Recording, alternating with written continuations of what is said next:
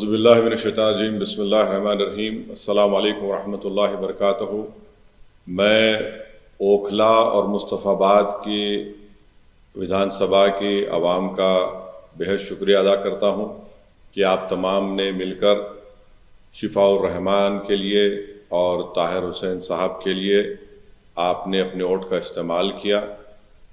मैं आपका बेहद शुक्रगुजार हूँ कि आपने बड़ी मेहनतें की। मैं तमाम मजलिस के अरकान का, जनाब शिफाउर रहमान के साथियों का, उनके फैमिली का, ताहिर साहब के फैमिली का और ख़ास तौर से शिफाउर रहमान और ताहिर साहब के शरीक हयात का और ताहिर साहब के 20 साला नौजवान फर्जन का, इनका भी बेहद शुक्रिया अदा करता हूँ कि उन्होंने बड़ी मेहनत की, जस्तजू की।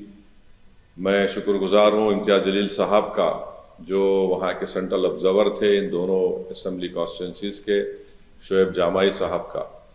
नतीजा जो हम चाह रहे थे नहीं आया है, मगर मुझे यकीन है कि हम तमाम के हौसले बुलंद हैं और बुलंद रहेंगे और इंशाअल्लाह ताला हम अपनी इस लड़ाई को जारी रखेंगे। जमहूरियत हमको इस बात की इजाज़त देती है कि हम अपने पसंद के उम्मीदवारों को उतारें।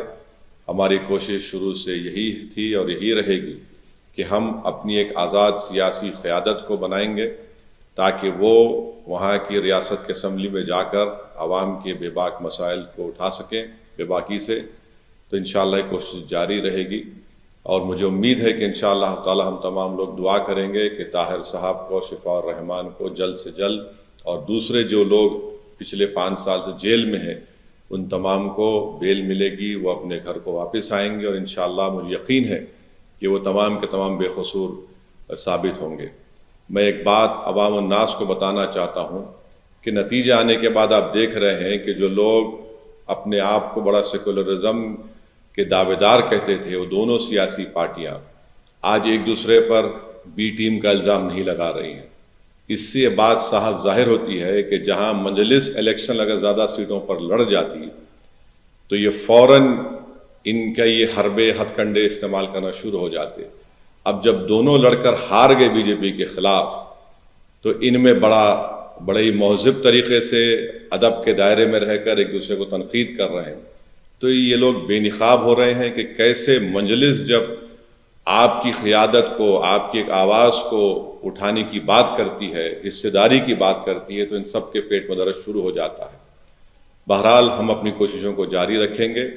हमारी कोशिश यही रहेगी कि ओखला और मुस्तफ़ाबाद में विकास और तरक्याती का काम मुकम्मल हो, वहाँ के अवाम के बुनियादी मसाइल हल हों और हम इसके लिए कोशिश करते रहेंगे। मैं आप तमाम का बेहद शुक्रिया अदा करता हूँ और हमने मेहनतें की। अल्लाह हमारी इस मेहनत को, क़ुरबानी को ज़रूर कबूल करेगा और इंशाअल्लाह आने वाला कल हमारा होगा। बहुत बहुत शुक्रिया।